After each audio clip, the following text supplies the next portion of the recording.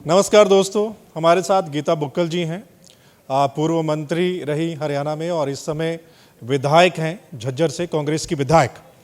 गीता बुक्कल जी बहुत decent politicians हैं।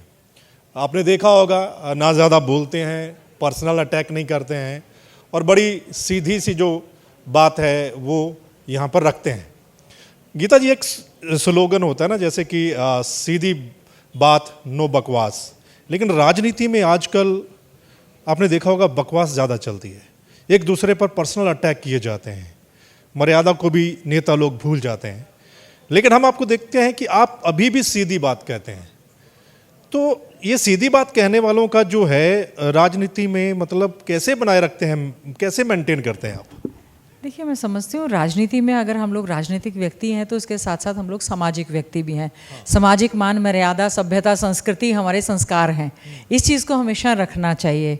और राजनीति में अटैक करने के लिए बहुत सारे इश्यूज़ हैं, मुद्दे हैं जिनके ऊपर मैनिफेस्टो में सरकारें वायदा करके आती हैं। जैसे बीजेपी या जेजेपी की सरकार ने जो मैनिफेस्टो में वायदे किए तो हम उन पर अटैक भी करते हैं, उनसे जानने का प्रयास भी करते हैं कि आपने झूठे वायदे करके सरकार बना ली लेकिन आप उनको पूरा नहीं कर रहे हैं। शिष्टाचार के साथ भी आप जो है उन पे अटैक करके करवा सकते हैं। आज हम विपक्ष में हैं, विपक्ष की एक मजबूत भूमिका होती है और लोकतंत्र में मैं समझती हूँ विपक्ष अगर मजबूत हो तो सरकार पर पूरा एक पॉलिटिकल प्रेशर बनाकर वो विकास के कार्य और जो तमाम मुद्दे हैं प्रदेश के उनको सुलझाने का और बात मनवाने का काम कर सकते हैं। लेकिन चर्चा ये भी रहती है कि हरियाणा में विपक्ष मजबूत नहीं है। जो भूमिका विपक्ष को निभानी चाहिए वो सही से नहीं निभा रहा है। मीडिया में शायद इस तरह की कभी कभी चर्चा होती होगी, लेकिन आप अगर देखें विधानसभा का जब सत्र होता है, कांग्रेस पार्टी आदरणीय चौधरी भूपेंद्र सिंह हुड्डा जी जो हमारे लीडर ऑफ अपोजिशन है, सीएलपी लीडर हैं, उनके नेतृत्व में बहुत ज़्यादा अटैकिंग पोजीशन में रहती है। जो आम जनमानस के मुद्दे हैं, चाहे वो किसान आंदोलन के दौरान जो हमारे किसान शहीद हुए, 3 काले कृषि कानून हैं, बेरोजगार युवाओं के साथ जो भद्दा मजाक है, बार बार जो एग्जाम्स लीक हो रहे हैं, अब कॉन्ट्रैक्ट पे भर्तियाँ जो स्टार्ट कर रहे हैं, महिलाओं की जो लॉ एंड ऑर्डर को लेकर जो बिगड़ती हुई यहाँ पर कानून व्यवस्था है, और भी इस तरह के कई मुद्दे हैं जो घोटाले घपले हैं, उनको हम लोग हमेशा हमारा एक प्रायोरिटी रहता है।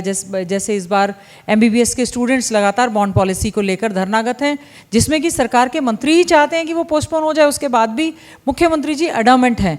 हम लोग विपक्ष के तौर पर आप विधानसभा का जब सत्र देखेंगे, सरकार के पास जवाब देने के लिए नहीं होता है, और सरकार में चाहे मुख्यमंत्री हो चाहे मंत्री हो, वो लोग तैयारी से कभी नहीं आते हैं। लेकिन कांग्रेस एक विपक्ष की मजबूत भूमिका के रूप में जहां विधानसभा में नजर आती है, विधानसभा के साथ साथ सड़क से लेकर विधानसभा तक हम लोग संघर्ष करते हैं। आप विधानसभा में तो बहुत अच्छा बोलते हैं, नो डाउट, आप अटैकिंग मोड में रहते हैं, लेकिन धरातल पर कहीं ना कहीं लगता है कि कांग्रेस को अभी वो काम नहीं कर रही। बहुत सारे इश्यूज थे जिन पे कांग्रेस को करना चाहिए था, लेकिन ग्राउंड पर नजर नहीं आते। देखिए, मैं समझती हूँ ऐसा नहीं है। कांग्रेस पूरी, चाहे वो महंगाई के मुद्दे हों, चाहे किसान आंदोलन के मुद्दे हों, आज चाहे हमारे जो कर्मचारी हैं वो धरना दे रहे हैं, या कौशल विकास निगम के नाम से जिस प्रकार से बैकडोर एंट्री कर रहे हैं, या विभागों का मर्जर करके, स्कूलों का मर्जर करके, पोस्ट कैप करके पोस्टों को ख़त्म किया जा रहा है, हम लोगों ने पूरा प्रयास किया है और आगे भी हम ये तमाम मुद्दे उठाते रहेंगे। ऐसा नहीं है कि सरकार बनी है तो सरकार को जिम्मेवारी से अपनी कार्रवाई करनी चाहिए।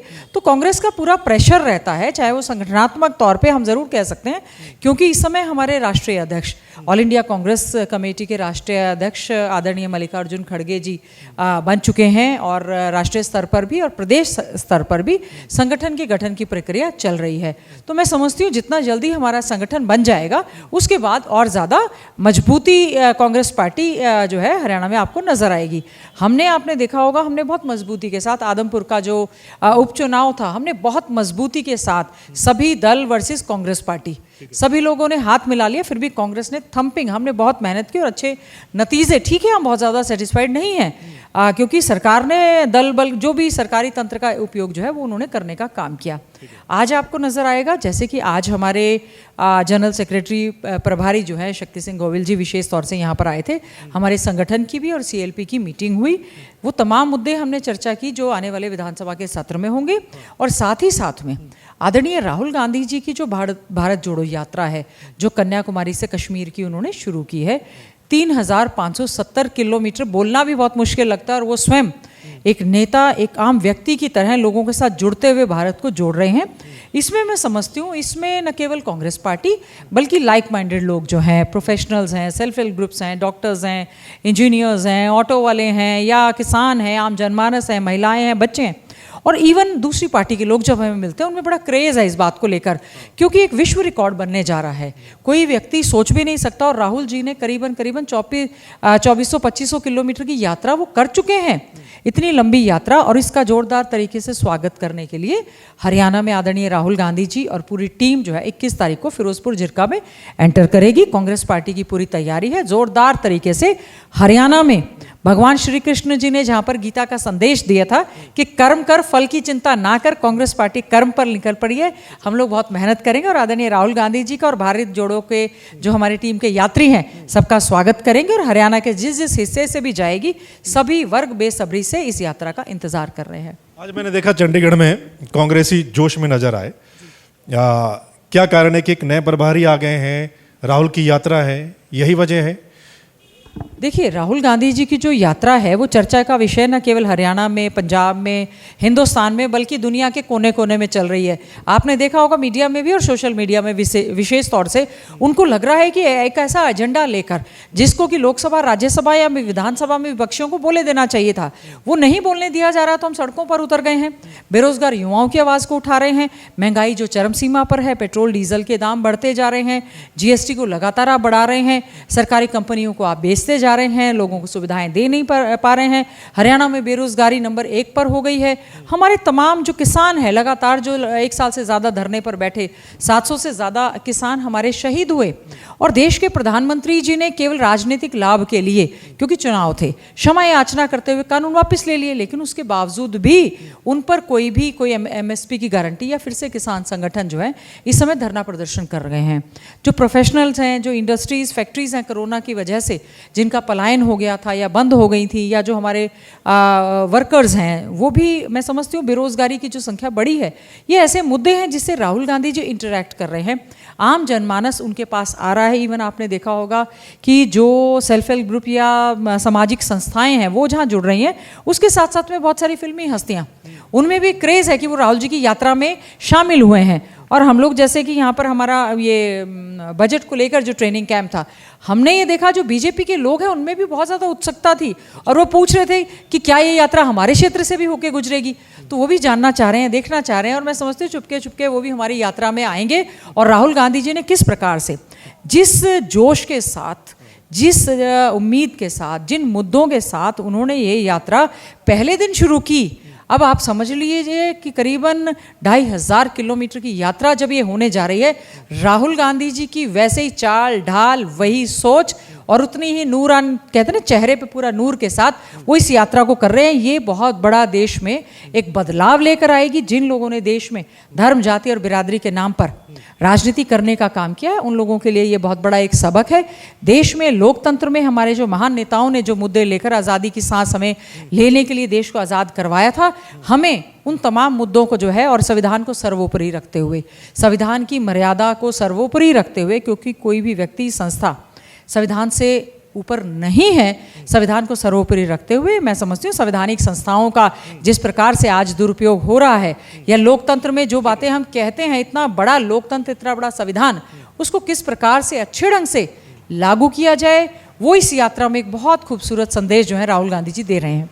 अच्छा, राहुल यात्रा तो कर ही रहे हैं, लेकिन हमने देखा कि मध्य प्रदेश में जा रहे हैं तो वहाँ पर अगर थोड़ा सा मनमुटाव है तो वो कमलनाथ और दिग्विजय को गले मिलवाते हैं।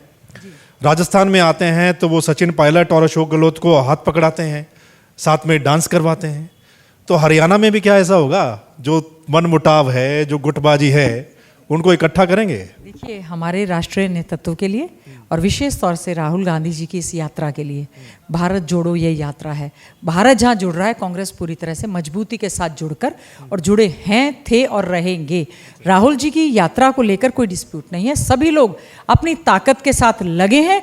हरियाणा में बहुत बड़ा जनसभा, जैसा कि आज अनाउंस की गई है, इसको पानीपत में हम इसका आयोजन, रैली, बहुत बड़ी एक रैली होगी और सभी कांग्रेस पार्टी के और कांग्रेस के अलावा भी जो लाइक माइंडेड लोग हैं वो राहुल गांधी जी की यात्रा में आपको वो नज़र आएंगे भी और लोगों में एक बहुत बड़ा एक जैसे कहते हैं ना त्योहारों जैसा उत्साह है, वो यात्रा इस समय चल रही है। चलिए एक लास्ट सवाल है। प्रभारी जी ने आज पहली मीटिंग ली है, नए प्रभारी जी ने, आपने उनको सुना होगा। क्या लगता है कि प्रभारी को आपने सुना है, क्या लगता है कि वो हरियाणा कांग्रेस को संभाल लेंगे, आगे जाके जो भी मनमुटाव गुटबाजी उनको दूर करेंगे? और क्या सबसे जो बड़ी बात है, जो बार बार सवाल उठता है कि संगठन नहीं बन रहा, संगठन नहीं बन रहा, तो क्या वो बन जाएगा? देखिए, हमारे ऑल इंडिया कांग्रेस कमेटी के अध्यक्ष मल्लिकार्जुन खड़गे जी ने, आदरणीय श्रीमती सोनिया गांधी जी ने बहुत सोच समझकर, शक्ति सिंह गोविल जी जो बहुत ही संगठन में भी और सरकार में बहुत ही निपुणता के साथ उन्होंने कार्य किया है, उनको हरियाणा प्रदेश की एक जिम्मेवारी दी गई है। प्रभारी के ना होने की वजह से कहीं ना कहीं थोड़ी दिक्कतें आ रही थी। आज प्रभारी के तौर पर कल उनकी नियुक्ति हुई। आज ही वो कांग्रेस प्रदेश कांग्रेस कमेटी के दफ्तर में आकर सभी पीसीसी डेलीगेट्स और कांग्रेस के वरिष्ठ नेताओं के साथ और कार्यकर्ताओं के साथ उन्होंने मीटिंग भी ली है, दिशा निर्देश भी दिए हैं और उन्होंने साथ ही साथ कहा है कि मैं कोई नेता नहीं, कांग्रेस पार्टी के आला कमान का कान और आंख बनकर यहाँ पर आया हूँ। मैं हर चीज़ को मैं देखूंगा भी, सुनूंगा भी और जैसा उचित लगेगा आपके बीच में बैठकर कांग्रेस को मजबूत करने के लिए हम सब साथ ही काम करेंगे। तो हम उम्मीद है उनके आने से और ज़्यादा कांग्रेस पार्टी में ऊर्जा का संचालन होगा। Thank you so much ma'am, आपने हमारे साथ बात। धन्यवाद जी। आपने सुना गीता बुक्कल जी को, और दरअसल आज जो इनका ऑफिस है उसमें नए प्रभारी आए थे, सभी कांग्रेस के नेता आए थे, तो एक जोश इनके अंदर नजर आया और वो वजह थी कि एक नए प्रभारी आ रहे हैं और राहुल की यात्रा यहाँ पर आ रही है। देखना होगा आगे क्या कुछ होता है। नए प्रभारी पर एक जिम्मेदारी है जो बार बार होता है कि क्या वो संगठन बना पाएंगे, क्या वो गुटबाजी दूर कर पाएंगे, तो ये बहुत सारे सवाल हैं, वो खैर भविष्य बताएगा। और राहुल की यात्रा को लेकर भी हरियाणा के जो कांग्रेसी हैं वो बहुत जोश में हैं, क्योंकि यहाँ कई दिन राहुल यहाँ से गुजरेंगे। सो क्या कुछ रहता है वो तो खैर आगे भविष्य और वक्त बताएगा। बाकी आपको इस बातचीत पर क्या कुछ कहना है आप कमेंट करके जरूर बता दीजिएगा। अगले मसले के साथ फिर मिलेंगे, तब तक के लिए नमस्कार, आदाब, सत श्री अकाल, राम राम।